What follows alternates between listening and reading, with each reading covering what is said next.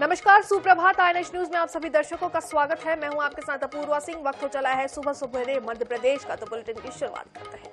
तो मध्य प्रदेश के अशोकनगर में यूपी के सीएम योगी आदित्यनाथ ने हुंकार भरी, जहां उन्होंने दावा किया कि मध्य प्रदेश में कमल खिलने की शुरुआत इंदौर से हो गई है। वहीं सिंधिया ने अपने अंदाज में जनता से पूछा कि 2020 में सरकार गिराकर ठीक किया या नहीं। इतना ही नहीं, यहां वीडी शर्मा ने भी छिंदवाड़ा सीट पर भाजपा की जीत का दावा किया है। देखिए पूरी रिपोर्ट। एमपी में यूपी के सीएम योगी आदित्यनाथ का दिखा दम। इस बार सभी सीटों पर जीत का दावा, इंदौर से कमल खिलने की शुरुआत का भी दावा।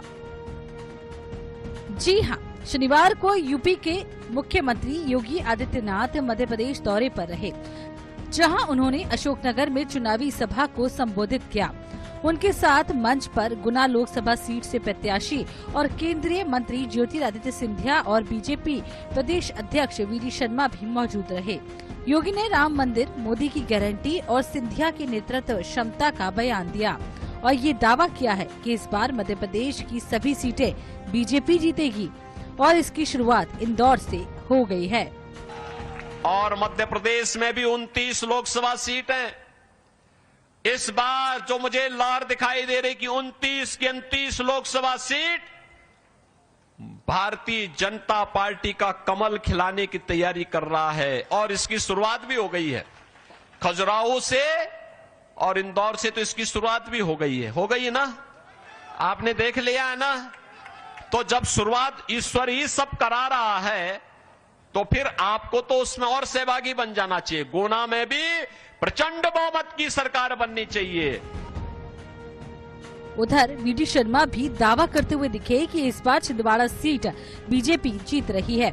इतना ही नहीं, अशोकनगर में राजगढ़ सीट का भी जिक्र किया गया, जहां से कांग्रेस प्रत्याशी दिग्विजय सिंह चुनावी मैदान में हैं। तो एक बात कहना चाहता हूं, मध्य प्रदेश में इस चुनाव में इतिहास बनने वाला है। पहले हम 28 सीटें जीते थे, केवल एक सीट बची थी, वो थी छिंदवाड़ा। मैं आप सबको आज कहने के लिए आया हूं, छिंदवाड़ा में चुनाव संपन्न हो गया है। जनता जनार्दन ने छिंदवाड़ा के अंदर भी प्रधानमंत्री नरेंद्र मोदी को आशीर्वाद दे दिया है। कल मैं राजगढ़ के अंदर था, आज भी यहां से राधोगढ़ जाने वाला हूं। गुना के अंदर जिस प्रकार से माहौल बना है, इसका प्रभाव राजगढ़ के अंदर भी दिखाई दे रहा है। भारतीय जनता पार्टी राजगढ़ में भी प्रचंड बहुमत से विजयश्री हासिल करेगी। वहीं गुना लोकसभा सीट के प्रत्याशी ज्योतिरादित्य सिंधिया ने लोगों से पूछा कि उन्होंने कांग्रेस सरकार गिराकर ठीक किया या नहीं।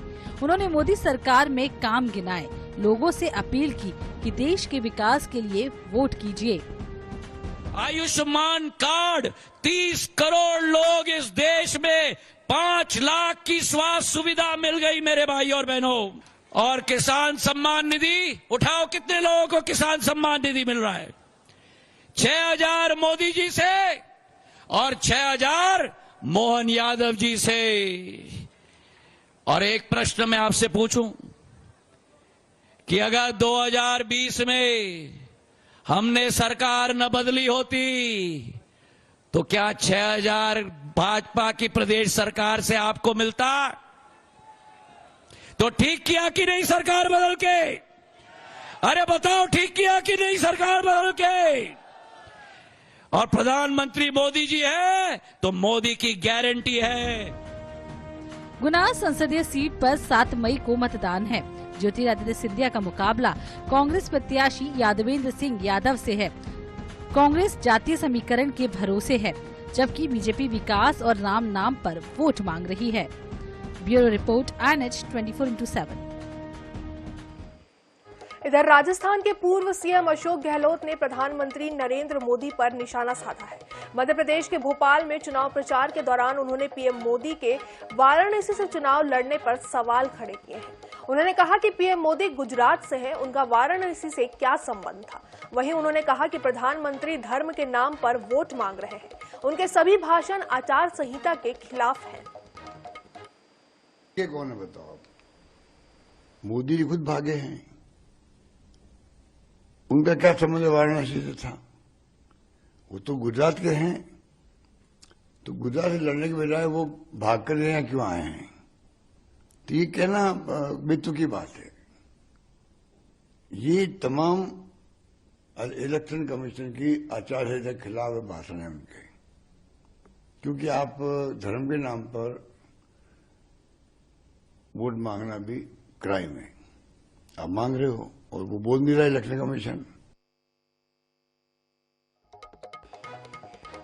रुक करेंगे अगली खबर का, जो कि भिंड से निकलकर सामने आ रही है, जहां प्रदेश की सीएम डॉक्टर मोहन यादव पहुंचे हुए थे। उन्होंने फूप नगर में आम सभा को संबोधित किया, साथ ही भाजपा प्रत्याशी संध्या राय के समर्थन में प्रचार किया। सभा को संबोधित करते हुए सीएम मोहन ने राहुल गांधी पर जमकर निशाना साधा। उन्होंने कहा कि राहुल गांधी ने पहले अपने पिता की सीट अमेठी को खोया, अब वो अपनी मां की सीट भी गंवा देंगे। भाजपा सरकार की तारीफ करते हुए सीएम डॉक्टर मोहन यादव ने रघुकुल रीत सदा चली आई, प्राण जाए पर वचन न जाए की चौपाई पढ़ी। सीएम डॉक्टर मोहन यादव ने आगे कहा कि पीएम मोदी ने किसानों से लेकर जवानों के सम्मान के लिए कार्य किया है। हर वर्ष पीएम मोदी दशहरा और दिवाली जवानों के बीच जाकर मनाते हैं। का खून है वीरों की धरती, महावीरों की धरती, और एक बार में अनेक बार जब मौका मिला, भिंड का आदमी जवान से बाद में बोलता है, दिल से बात पहले करता है। दिल से स्वागत करता, मैं आपका वंदन करता हूँ, आपका अभिनंदन करता हूँ। और जिसके निमित्त हम यहाँ बैठे हैं, आज इस अवसर पर 4 तारीख है, और हम तो रघुकुल रीत के समय से एक बात बोलते आए हैं भगवान राम के लिए, रघुकुल रीत सदा चली आई, प्राण जाए पर। तो लाडली बहना चिंता मत करो, आपके पैसे डल गए खाते में 1250 रुपया। ये भाजपा की जवान है, मोदी जी का समय। जो ये घोषणा पत्र में बोलते हैं वही करके दिखाते हैं। अब करके कैसे दिखा रहे हैं? माँ बाप के बेटे बेटी है, पप्पू जी आपके इस विधान लोकसभा में भी आए थे, घर में बड़े बाप के यहाँ पैदा हो गए, तो अमेठी से चुनाव लड़ा दिया। एक चुनाव बिना उसके नड्डा जी की और बिना हमारे अपने अमित जी के जीत गए, माननीय मोदी जी के शासनकाल के पहले। और दूसरी बार में वहां से हार गए, तो घर का माल वो भी खत्म कर दिया, और यहाँ से भागे केरल, और केरल में जाकर वहां जब इस बार गए, डप्पी बज रही वहां पे भी, वहां से भागे तो वापस अपने उस जगह पे नहीं आए जहां से लड़ने गए। अब अपनी माँ की सीट पे आए, तो माँ का माल भी खत्म कर रहे हैं, बाप का पहले खत्म कर दिया, माँ का आप खत्म कर रहे हैं। इनके लक्षण देखो, अलग से कोई पुरुषार्थ पराक्रम नहीं मिलेगा। अमेठी से हार कर गए वायनाड से हार के डर के मारे आए रायबरेली। जब अमेठी से रायबरेली आ रहे थे, तो कोई बहन ने टिकट, भाई बहन ने टिकट कराई थी कि तुम यहाँ रायबरेली से प्रियंका लड़ लेगी, अमेठी से वो लड़ लेंगे। इनके पहले जीजा जी ने पोस्टर लगा दिए थे कि नहीं मैं लड़ूंगा। ना वो लड़े जीजा, ना उनकी अपनी बहन लड़ी। बीच में घुस गए पप्पू जी, जिसको कहा जाए बहन बेटी का हक भी मार रहे हैं। देखो तो सही, इनको बहन बेटी की जगह भी नहीं छोड़ रहे, उसकी भविष्य की संभावना को खत्म कर दिया। इधर ग्वालियर अंचल के चुनावी दौरे पर पहुंचे मध्य प्रदेश के मुख्यमंत्री डॉक्टर मोहन यादव ने बड़ा बयान दिया है। उन्होंने कहा कि मोदी जी ने कमाल का काम किया है। अर्थव्यवस्था के मामले में देश आज विश्व में 5वें नंबर पर है। इस बार सरकार बनी तो भारत 3रे नंबर पर आ जाएगा। आपको बता दें कि सीएम ग्वालियर के इंपीरियल रिसोर्ट में आयोजित व्यापारी वर्ग और प्रबुद्ध जनों की बैठक में शामिल होने आए थे। इस मौके पर सीएम डॉक्टर मोहन यादव के साथ पूर्व गृह मंत्री नरोत्तम मिश्रा और मीडिया प्रभारी आशीष अग्रवाल भी मौजूद रहे। अर्थव्यवस्था 5वें नंबर पर पहुंची और अब की बार सरकार बनी तो 3रे नंबर तक पहुंचेगी। मेरी अपनी ओर से सभी मतदाताओं से आपके माध्यम से अपील करता हूं, हमारा आखिरी दौर पहुंचा है, 3रा चरण चुनाव का होने वाला 7 तारीख को वोट डलेगा। सभी भाजपा के पक्ष में वोट डालें, ये मैं अपील करता हूं। इन दिनों सीएम डॉक्टर मोहन यादव पूरे मध्य प्रदेश में धुआंधार प्रचार प्रसार में जुटे हुए हैं। इसी क्रम में मुख्यमंत्री मोहन यादव शुक्रवार देर शाम को दतिया पहुंचे। दतिया भिंड लोकसभा सीट से भाजपा प्रत्याशी संध्या राय के समर्थन में रोड शो किया। पीताम्बरा पीठ पहुंचकर विशेष पूजा अर्चना की और प्राचीन बनखंडेश्वर महादेव का जलाभिषेक किया। सीएम यादव ने जनसभा को संबोधित कर भाजपा के पक्ष में मतदान करने की अपील की। इस दौरान उन्होंने कांग्रेस पर जमकर निशाना भी साधा।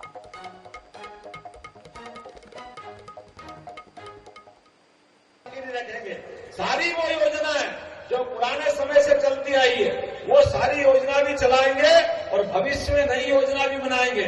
आपके यहाँ पर एग्रीकल्चर कॉलेज शायद होगा, ठीक है एग्रीकल्चर कॉलेज, लेकिन गांव देहात में नहीं होगा, नहीं है। तो आप चिंता मत करना, हमने निर्णय किया है अपने कॉलेज के अंदर ही हार्टिकल्चर और एग्रीकल्चर का संकाय खोल करके ये सौगातें भी पूरे प्रदेश में दी जाएगी। करोड़ लोगों को गरीबी रेखा से ऊपर लेके आने वाले का नाम अगर कोई है तो नरेंद्र भाई मोदी है। 80 करोड़ लोगों के घर पर मुफ्त में अनाज पहुंचाने वाले का नाम अगर कोई है तो नरेंद्र भाई है। अरे मेरे कांग्रेस के मित्रों, तुम्हारी सरकार 10 साल रही थी। इधर रतलाम लोकसभा सीट पर चुनावी जंग अब जुबानी जंग में बदल गई है। यहाँ नेता पूछ रहे हैं कि कौन किस खेत की मूली है। यकीन ना हो तो खुद ही देख लीजिए। लोकसभा चुनाव में जुबानी जंग से अब सियासी तापमान बढ़ रहा है। अभी प्रदेश कांग्रेस अध्यक्ष जीतू पटवारी का पूर्व मंत्री इमरती देवी पर दिया विवादित बयान का मसला शांत ही नहीं हुआ था कि अब रतलाम लोकसभा के अलीराजपुर में एक नई जुबानी जंग तेज हो गई। यहाँ मंत्री नागर सिंह चौहान और झाबुआ विधायक विक्रांत भूरिया के बीच तल्खी बढ़ गई। मंत्री नागर सिंह कह रहे हैं कि विक्रांत भूरिया को पता नहीं कि वो किस खेत की मूली हैं। विक्रांत भूरिया जिस प्रकार मेरे बारे में बोल रहे, बहुत भयंकर भूखते आने वाले टाइम में, देख लेना तुम, ये बहुत भयंकर भूखते। अभी तक पाला किसी से पढ़ा नहीं है। पाला नागर सिंह चौहान से पढ़ा, बहादुर सिंह डावर से पढ़ा क्यों? उसको मालूम नहीं है ये कौन सी खेत की मूली है, इसको पता नहीं है। वैसे मंत्री नागर सिंह पर विक्रांत भूरिया भी पलटवार करते दिखे, लेकिन उन्होंने मंत्री के लिए अमर्यादित शब्द डाकू का इस्तेमाल भी कर दिया। विक्रांत पहले भी इस तरह का बयान दे चुके हैं, जिस पर मंत्री की तरफ से अब तल्ख बयान दिया गया, लेकिन बावजूद इसके विक्रांत भूरिया जवाब देने में पीछे नहीं रहे। आखिर नागर सिंह जी के अंदर का डाकू जाग ही गया और जो बौखलाहट उनके चेहरे पर दिख रही है ये हार की बौखलाहट है। जब उन्होंने ये कहा कि डॉक्टर विक्रांत भूरिया को भुगतना पड़ेगा तो ये उनका अहंकार था। नागर सिंह जी, मैं भी डॉक्टर हूं, सर्जन हूं, अच्छों का इलाज कर दिया है। आपने कलावती बहन को भी डराने की कोशिश करी थी, पर वो भी भील शेरनी थी और पीछे नहीं हटी और डटकर सामना करा। जो ये आपका घमंड का साम्राज्य है, इसको खत्म करने का काम हम लोग करेंगे। और नागर सिंह जी, याद रखना, हमू पक्को आदिवासी से झुकेंगे नहीं, डटकर सामना करेंगे। रतलाम लोकसभा सीट पर मतदान 13 मई को है। यहाँ बीजेपी कैंडिडेट अनीता चौहान से कांग्रेस कैंडिडेट कांतिलाल भूरिया का मुकाबला है। झाबुआ विधायक विक्रांत भूरिया कांग्रेस प्रत्याशी के बेटे हैं, वहीं अनीता चौहान मंत्री नागर सिंह की पत्नी हैं। ऐसे में यहाँ चुनावी जंग जुबानी जंग में तब्दील होती दिखाई दे रही है। INS 24/7 के लिए अलीराजपुर से नीलेश भानपुरिया की रिपोर्ट। खबरों का सिलसिला जारी रखते हुए चलिए अब रुख करते हैं राजधानी भोपाल का, जहां AICC के मीडिया विभाग प्रमुख पवन खेड़ा ने पीएम मोदी के बयानों को लेकर उन पर निशाना साधा है। उन्होंने इस दौरान मध्य प्रदेश में कांग्रेस को कई सीटों पर सफलता मिलने की बात की है। जीतू पटवारी के इमरती देवी पर दिए गए बयान को उन्होंने नरेंद्र सिंह तोमर का बयान करार दिया है। पवन खेड़ा से खास बातचीत की है वरिष्ठ संवाददाता दिनेश शुक्ल ने। लोकसभा चुनाव चल रहा है, औरंगजेब गाय जैसे शब्द इस बार फिर भी गूंजते हुए नजर आ रहे हैं। हमारे साथ हैं अखिल भारतीय कांग्रेस कमेटी के मीडिया विभाग और प्रचार विभाग के अध्यक्ष पवन खेड़ा जी। पवन जी, फिर से वही पूछिए ना, जिनको और कुछ आता नहीं है और कहां से सोचते हैं, कहां पढ़ते हैं, कहां से ले आए ये सारे शब्द। हमारे मैनिफेस्टो में हमें बताइए कौन से पेज पे औरंगजेब का जजिया लिखा है, जरा बता दें हमें। हकीकत यह है कि इनके पास अपनी कोई अचीवमेंट उपलब्धि बताने को नहीं है, इसलिए झूठ का सहारा ले रहे। मोदी जी की छवि पूरे विश्व में अब एक झूठे प्रधानमंत्री की छवि होगी। ऐसा प्रधानमंत्री जो झूठ बोलता है। गाय को लेकर गौमांस कंपनियों से 250 करोड़ किस पार्टी ने लिए?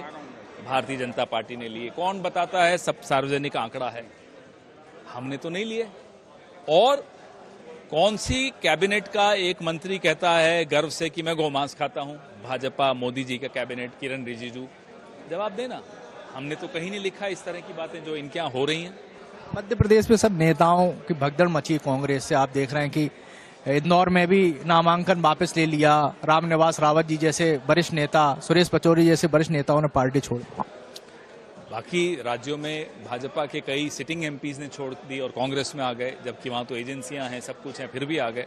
तो अलग अलग कारण होते हैं यहाँ क्यों छोड़ी, उस पर भी हम समीक्षा करेंगे। कोई भी छोड़े बुरा लगता है, छोटा से छोटा वर्कर हो, बड़े से बड़ा नेता हो, वो अलग विषय है।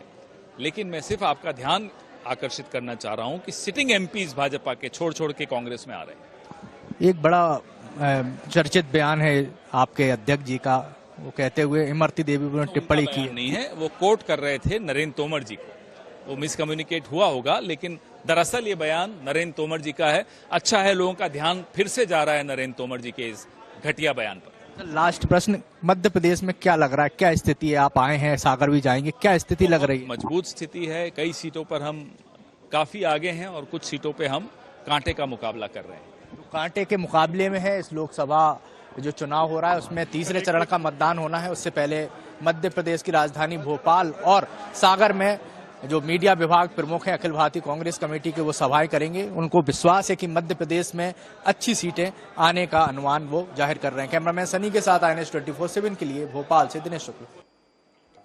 इधर लोकसभा चुनाव 2024 का चुनावी शोर चरम पर है। अगर बात करें गुना शिवपुरी लोकसभा सीट की, तो यहां 7 मई को मतदान होंगे। गुना शिवपुरी सीट से भाजपा ने ज्योतिरादित्य सिंधिया को प्रत्याशी बनाया है। ऐसे में यहां सिर्फ ज्योतिरादित्य सिंधिया ही नहीं, बल्कि उनकी पत्नी प्रियदर्शनी राजे और बेटा महा आर्यमन सिंधिया यानी पूरा परिवार ही चुनाव प्रचार में जुटा हुआ है। ज्योतिरादित्य की पत्नी और उनके बेटे प्रतिदिन घर घर जाकर क्षेत्र की जनता से वोट की अपील कर रहे हैं। इसी बीच राज परिवार का हर रोज अलग अलग अंदाज देखने को मिल रहा है। शनिवार को भी महा आर्यमन सिंधिया का अलग अंदाज देखने को मिला। यहाँ वे चूल्हे में लोगों के लिए खाना बनाते हुए नजर आए।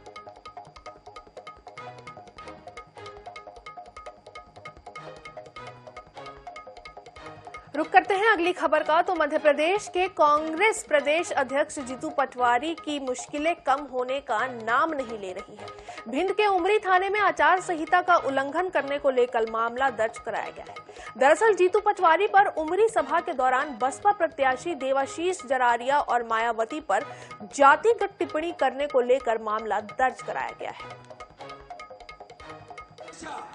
जैसे अभी मायावती जी की बात निकली, मैं मायावती जी से कभी मिला नहीं, उनको जानता भी नहीं हूँ, कभी बात भी नहीं की, पर मैं उनके प्रत्याशी से खूब मिलता हूँ, खूब मिला हूँ। जो अभी गया है, ये जिस दिन गया और इसने फोटो डाले उसके एक दिन पहले 1 घंटे मेरे साथ था। डॉक्टर साहब ये बात कहनी पड़ेगी भिंड के लोगों को। इसको मैंने कहा कि तेरे को ये जैसे ही जीतेंगे उस सीट से हम विधानसभा लड़ाएंगे, पर ये केवल जीतने और हारने की इनके वोट काटने की कहानी थोड़ी है, नोट की भी कहानी। याद रख लेना, वहां से माल लाया है बीजेपी से। ये गलत नहीं कह रहा हूं मैं। अगर ये, मैं साक्षी हूं इसका, मैं अगर ये कह देता कि तेरे जितना बड़ी बात कही कि तेरा अधिकार था, कोई बात नहीं, तेरे को यहीं से विधानसभा लड़ूंगा, कोई की नहीं सुनूंगा, तू ही विधायक होगा जैसे ये सांसद बनेंगे उसी सीट से। अभी विधायक है। तो इसने मेरे से मीठी मीठी बात करके गया, मेरे साथ गाड़ी में बैठा, 50 किलोमीटर तक गाड़ी में आया, फिर मैंने दूसरी गाड़ी से इनको भाई साहब को छुड़वाया और सीधे मायावती के पास निकल गए। और वहां से सिर्फ एक ही निर्देश मिला कि कांग्रेस को हराओ, लोकतंत्र के हत्यारों की मदद करो, लोकतंत्र के रक्षकों को हराओ। यही है इसका मैसेज। और वक्त हो चुका है एक छोटे से ब्रेक का, चल लौटेंगे।